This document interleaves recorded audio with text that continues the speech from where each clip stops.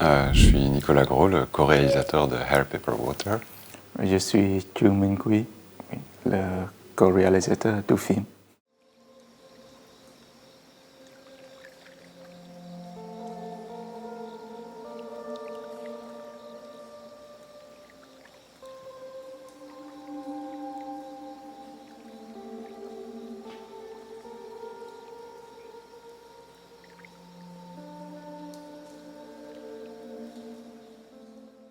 Notre film parle d'une dame de l'ethnie Rouk au Vietnam qui vit dans un petit village dans une région isolée qui est souvent inondée pendant la saison des pluies.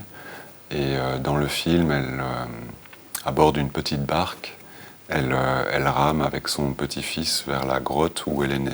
Le film tisse un portrait de cette dame et de ses relations avec son entourage et principalement avec son petit-fils à qui elle essaye de transmettre des rudiments de sa langue, le rouk, qui est une langue qui peut se transmettre uniquement à l'oral. Ce sera de trouver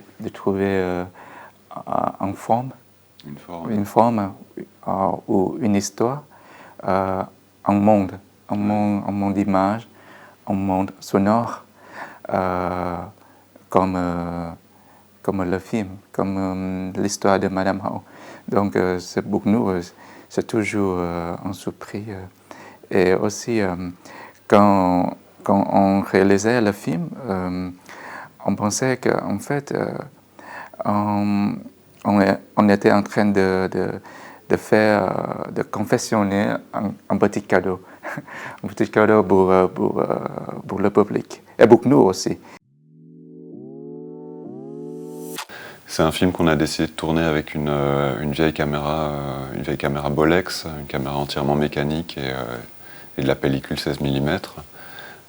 C'est une caméra qu'on utilisait beaucoup dans les années 60 pour les films de famille, et on voulait que le film ait cette espèce de chaleur et de nostalgie qu'ont les films de famille qu'on retrouve dans un grenier et qu'on regarde des années après.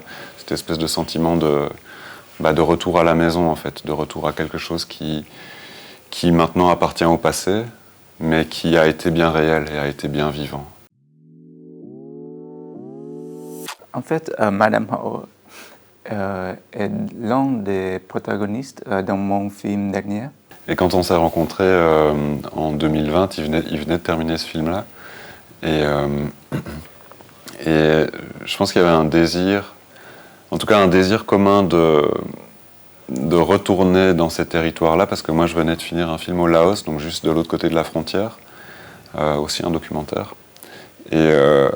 Et quand on échangeait sur nos films précédents, lui s'est souvenu qu'un jour Madame Ho lui avait dit sur le ton de la plaisanterie que si sa vallée était inondée, elle pourrait toujours prendre une petite barque pour ramer jusqu'à sa caverne. Et en fait, c'est cette image-là qui nous a invités à retourner dans ces territoires, à rencontrer Madame Ho, à nouveau pour Quy et pour la première fois pour moi, et à faire un nouveau film avec elle. Et un film qui serait cette fois guidé par elle. Une chose importante, c'est que la nature, elle est là. Elle est présente. Elle est dans le film parce qu'elle est présente.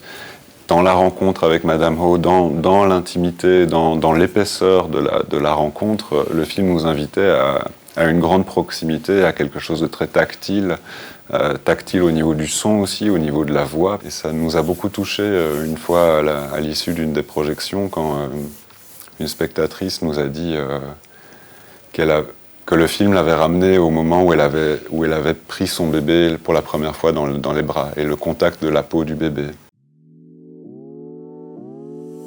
It's interesting because with the context of the festival, we were actually a bit worrying that the film would be seen through the lens of ethnographic film, but actually it was not. So I think that's a liberty that the festival or the audience has created, because the film shouldn't be seen through this, this lens of ethnographical film, even though it's about the story about the Madame Hao, a Rook woman who lives in a small village, but actually it's the story of about the cinematic language. We all can feel something equally.